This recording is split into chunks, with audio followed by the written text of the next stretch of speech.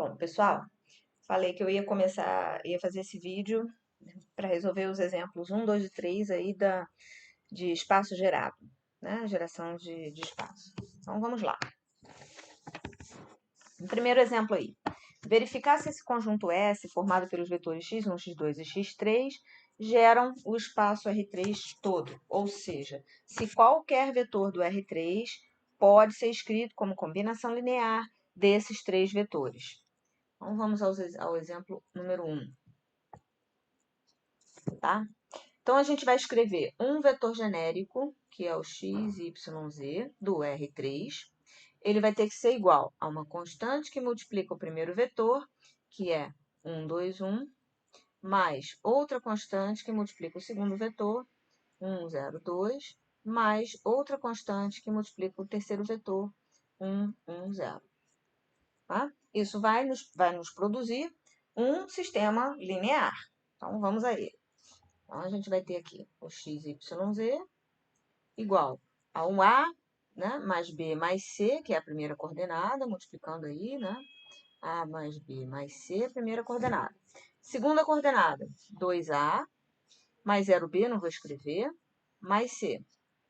E a última coordenada, que é A mais 2B mais 0C, que eu não vou escrever. Então, o sistema vai ficar assim. A mais B mais C igual a X, 2A mais C igual a Y e A mais 2B igual a Z. Esse, então, é o sistema que a gente vai resolver. Vamos escrever a matriz aumentada dele. Então, isso vai estar lá, 1, x, tá? Que o x, o y e o z é como se fossem valores, né? Imagina que eu tivesse colocado aqui, tá? No lugar do x, y, z, outro vetor qualquer, né? Um vetor, sei lá, 7, 5, 2. Né? Aqui, nesse lado de cá, né? Da igualdade, estaria lá o 7, 5 e o 2. Né? Mas eu coloquei um vetor genérico, x, y, z, então eu teria que estar com x, y, z ali, né? Vamos apagar aqui que eu escrevi. Continuando. A segunda linha da matriz, 2, 0, 1, y. A terceira linha da matriz, 1, 2, 0 e z. Então, essa aqui é a nossa matriz aumentada do nosso sistema aí para resolver. Vamos lá. Então, para eliminar esse 2 aí da segunda linha, né, utilizando esse 1 aqui, vou multiplicar por menos 2 e somar aqui. Então, isso vai ficar lá 1, né? 0, menos 2 mais 0, menos 2, menos 2 mais 1, menos 1, e menos 2x mais y, menos 2x mais y. E vou multiplicar por menos 1 e somar aqui também. Então, eu vou ter lá 0, menos 1 mais 2, menos 1, menos 1 mais 0, menos 1, e menos x mais e, menos x mais e. Pronto. Separar aqui, fechar a matriz. Ok? Bem, aí para não produzir fração, eu vou inverter essa linha com essa daqui. Vou até aproveitar e vou multiplicar já de uma vez, né, por menos 1, tá bom? Então, isso fica assim, 1x, né? Aí vai ficar 0, 1, z menos x, não é? Porque eu troquei o sinal. E a última linha, 0, menos 2, menos 1, menos 2x mais y. Separar aqui. Ok. Bem, aqui já está 1, como a gente gostaria. Vou eliminar. Eu vou eliminar só a parte de baixo, depois vocês vão entender por quê. Vamos multiplicar isso aqui por 2, tá? Tá. Multiplicar por 2 e somar aqui. Então, a gente vai ficar com... Poderia eliminar o de cima também, mas vamos seguir. Depois, se for o caso, a gente vem substituindo, tá? Vai fazer menos conta aqui com a matriz. 0, 1, z menos x. Porque o que eu quero, na verdade, não é escrevê-lo como combinação linear. É saber se é possível escrever como combinação linear. Então, aqui vai ficar 0, 0. Olha lá, eu vou multiplicar 2 vezes 1 dá 2, menos 1, 1. né? E multiplicando aí o lado direito, né, do pontilhado, eu vou ficar com 2e menos 2x menos 2x mais y. Então, ó, 2e menos 2x com menos 2x menos 4x, tá? Mais y. Tá bem? A partir daqui, a gente já é capaz de resolver. Então, olha só o que está acontecendo. Para qualquer x, y ou z que eu atribua, qualquer valor numérico que eu dê para cada uma dessas incógnitas, x, y, z, esse é um sistema possível. Porque, tá vendo aqui? Eu vou ter o resultado da variável c, aqui é A, B e C. O resultado da constante c, né, vai ser c igual ao valor que der aqui. Né? Em função disso, quando eu retrosubstituir, né, eu vou determinar o valor de B igual, vai ser sempre possível calcular. Né? Então, como esse sistema é um sistema possível de se resolver para quaisquer valor de x, y e z, então eu digo, né, que esses três vetores vão gerar o espaço R3. Então, vou escrever isso. Como será possível obter valores, né, para as constantes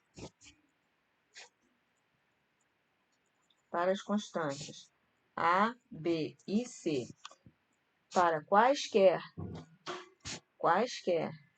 valores de x, y e z, né? Então, podemos dizer que esse conjunto aqui, x1, x2 e x3, gera o R3. Tá? Então, qualquer vetor x, y e z do R3 pode ser obtido como combinação linear de x1, x2 e x3. Né? Qualquer valor que você atribuir para x, y e z, tá? Qualquer valores aí que você atribuir, ou seja, qualquer vetor dado no R3, vai ser possível encontrar os valores das constantes A, B e C. Vamos seguir. Vamos ver o outro exemplo lá. Seja P2 o espaço dos polinômios de grau menor ou igual a 2.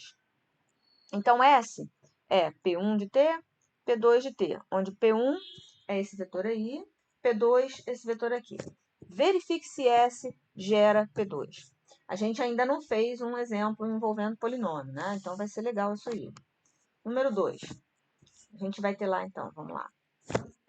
P1 de T, o primeiro polinômio, é T ao quadrado mais 2T mais 1. P2 de T, isso é uma função, né? Então, depende da variável T. T2 mais 2. Então, eu quero saber se S vai gerar o espaço P2. Se esse conjunto formado por esses dois vetores vai gerar todo o espaço P2. Né? Todo o espaço de polinômios de grau menor ou igual a 2. Então, eu vou chamar o seguinte. Eu vou pegar um vetor P de T, ou seja, um polinômio de T, de maneira genérica, de P2, ele vai ser um polinômio do tipo AT ao quadrado mais BT mais C. Se o A for zero, então eu tenho um polinômio de grau 1. Né? E se o A e o B forem zero, vai ser um polinômio de grau 0. Então, um polinômio desse tipo aqui é um polinômio de P2, de grau menor ou igual a 2. Vamos ver se a gente consegue escrever esse polinômio, né? Aliás, me permitam fazer uma coisa aqui. Eu vou trocar as variáveis para ficar parecido com o problema de cima, tá? Eu vou botar assim, ó, x, y e z. Certo? Bem, então, eu vou ter que escrever esse polinômio P aí em função dos polinômios P1 e P2, ou seja, como combinação linear dos polinômios P1 e P2. Então, vai ficar assim, ó, P de T, antes de sair colocando os polinômios de fato, eu vou só escrever a definição.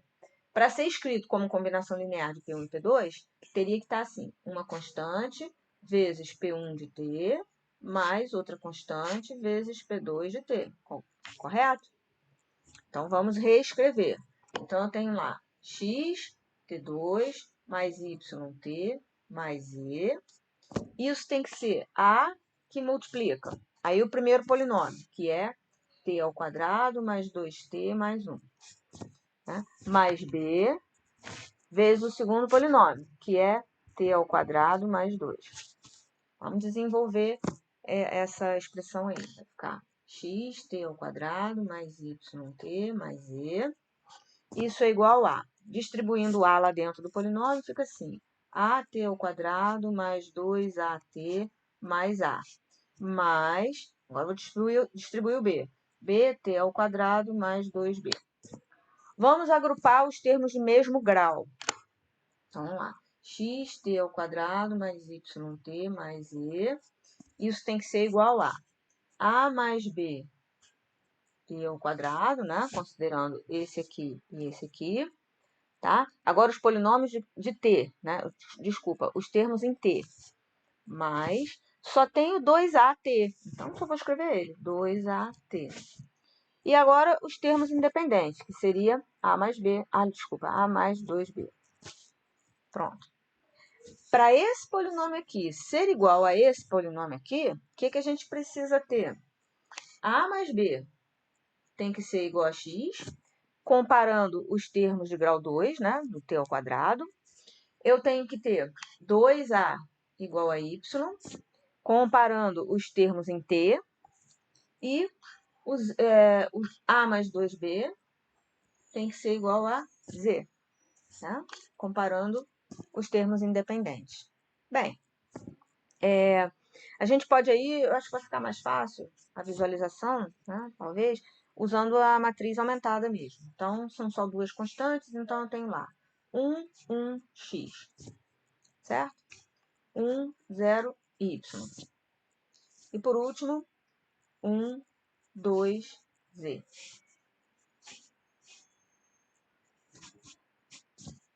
Vamos resolver isso aí.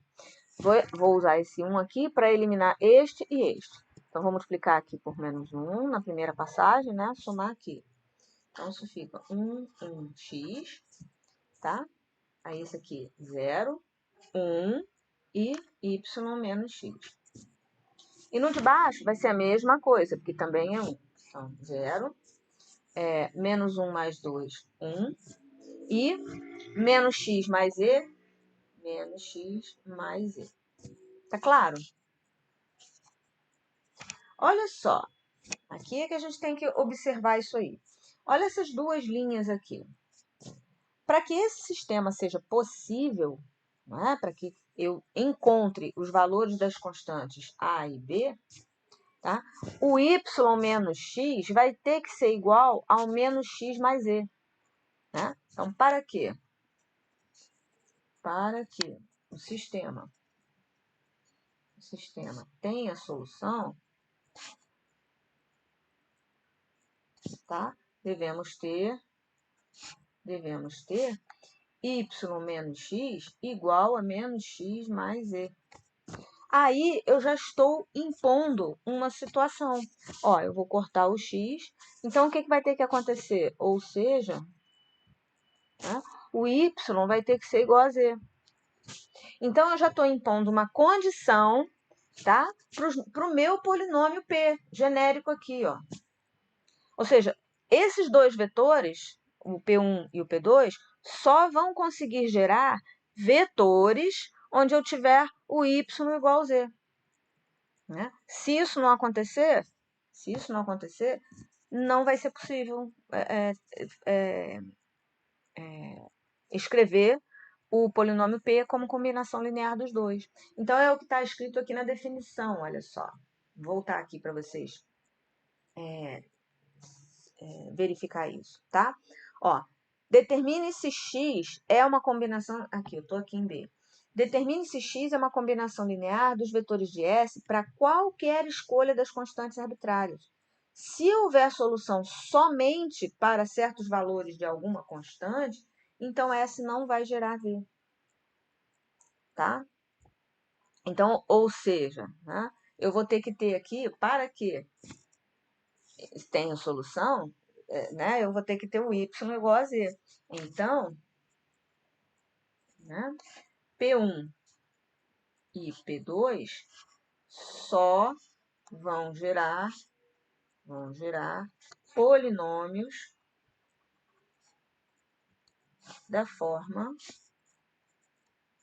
ó, P de t igual a xt ao quadrado mais yt mais y. E não todo o P2. Tá certo? Esses dois vetores não geram o espaço P2 inteiro. Tá bem? Uma maneira, agora que a gente trabalhou isso aqui, uma maneira interessante para você, para facilitar, né, a manipulação com espaço de polinômios, é a gente fazer uma associação, porque existe aí um homomorfismo entre esses dois.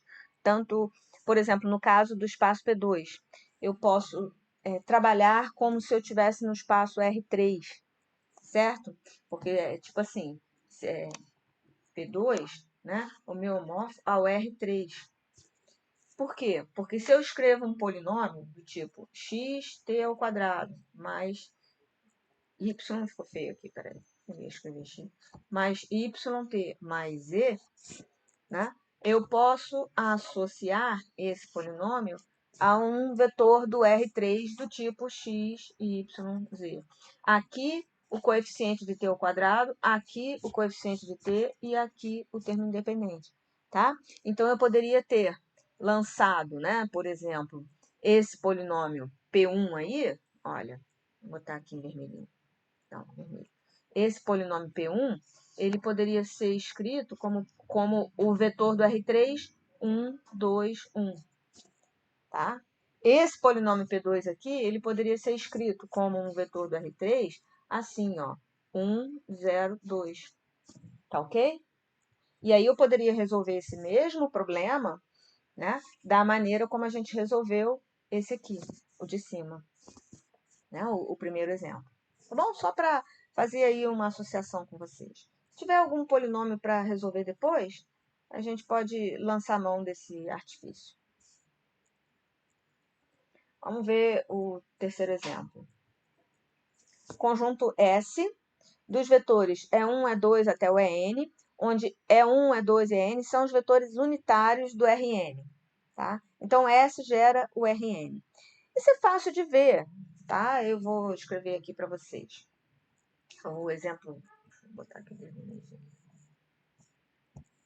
é o exemplo 3. Exemplo 3. Esse conjunto aqui, E1, E2 até o En, ele é assim, ó. O E1 é igual a 1, parênteses na chave. É o vetor 1, 0, 0 no resto. O vetor E2 é 0, 1, 0, 0 até o final.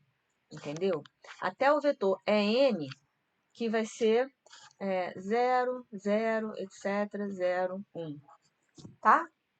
Então, eu vou ter o meu EI, né, o meu vetor EI, ele vai ter, tá, 1 na coordenada I. Tá bem? Esse aqui seria a coordenada I. Coordenada I. Tá bem? Então, esses são os vetores En. Será que eles geram um vetor, né, um vetor do espaço Rn? Sim. Por quê? Se eu pego um vetor, né, seja, ó, x1, x2, papapá, xn, vetor do Rn. Eu posso escrever x1, x2, xn como sendo a seguinte combinação linear desses vetores aí.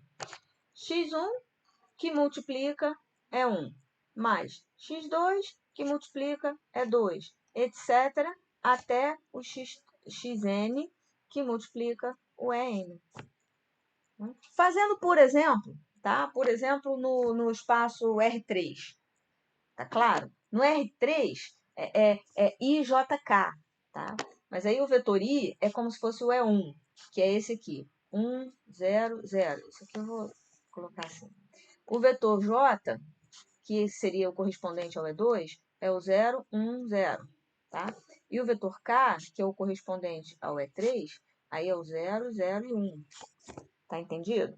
Então, por exemplo, um vetor do tipo x1, x2, x3, ele vai ser assim, x1 que multiplica 1, 0, 0, mais x2 que multiplica 0, 1, 0, mais x3 que multiplica 0, 0, 1, tá? Ou seja, x1 vezes é 1, mais x2 vezes é 2, mais x3 vezes é 3. Entenderam? Essa é a ideia. Aí eu posso expandir essa ideia até a dimensão que eu quiser, dimensão n. Tá? Aí o quarto exemplo. Esse conjunto S aí. Agora eu já estou falando de polinômio de novo, tá vendo? Esse conjunto S. T elevado a n, esse aqui é o exemplo 4 que eu estou falando. T elevado a n, T elevado a n menos 1, etc. T e o 1. Isso gera polinômios de grau menor ou igual a n? Sim, também é fácil de ver. É a mesma ideia, tá? Porque o espaço Pn, esse aqui é o exemplo 4, tá? O espaço Pn é homeomorfo ao espaço Rn mais 1, porque tem um termo independente, tá? Então, se eu tenho um polinômio de Pn, que é um cara do tipo... como é que eu vou colocar aqui as constantes? x1, t elevado... Vamos botar numa ordem trocada aqui? Não, vamos mudar aqui a xn, t elevado a n, mais xn menos 1, t elevado a n menos 1, mais xn menos 2, t elevado a n menos 2, assim sucessivamente, tá? Até o x1, t elevado a 1, que eu não vou escrever, mais x0, t, desculpa, sem t, termo independente, tá? Esse daí, né, esse polinômio, ele vai ser tipo um vetor, ele vai ser do tipo um vetor assim, xn, xn menos 1, xn menos 2, tá? Sucessivamente até x1 e x0. Quantas coordenadas tem aqui? N mais uma coordenadas. Tá claro? E aí, usando, né, o exemplo anterior, a gente percebe que olha só, eu tenho esse polinômio t elevado a n, eu tenho este polinômio t elevado a n menos 1, este polinômio t elevado a n menos 2. Aqui eu já tenho uma combinação linear, né, desses polinômios de Pn. Qualquer polinômio Pn pode ser escrito como uma combinação linear. Já está aí a combinação linear. Tá? E aqui, lembrando que o x0 está multiplicado por 1. Então, eu estou com todos os vetores, né, do meu espaço S citado aqui, ó, tá? Esse aqui, espaço S aqui. Então, ele, de fato, vai gerar Pn, porque todo polinômio, né, de Pn é escrito dessa forma. Então, um polinômio desse tipo, ele é um polinômio de Pn. Tá bom, gente? Então, essa é a ideia aí da questão dos polinômios. Essa é o que a gente vai chamar, esse conjunto S aí, é o que a gente vai chamar de base canônica, né, do espaço do espaço Pn. Não é difícil você imaginar. É só você pensar assim, por exemplo, o Tn corresponderia ao meu vetor 1, 0, 0, etc. Né? O polinômio Tn menos 1, né, ele vai ser o vetor, né, do Rn mais 1.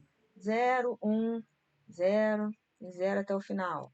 Tá? E assim sucessivamente. Até o polinômio t, quem vai ser? Vai ser o polinômio 0, 0, etc. 0, 1, 0. E o polinômio 1 vai ser quem? 0, 0, 0, 1. Tá? Então, nada mais é como se eu tivesse aqui n mais 1 polinômios do Rn mais 1, né? Da base canônica. Tá bem? Então, essa é a ideia. Aí, essa definição de linearmente independente, eu vou falar no próximo vídeo, tá, gente? Porque aí, de novo, né? A gente já tá há bastante tempo gravando. Daí, de novo, eu vou poder apagar o quadro e começar aí com um quadro limpinho pra gente escrever. Tá beleza? Até logo, então. Daqui a pouco eu posto aí o outro vídeo.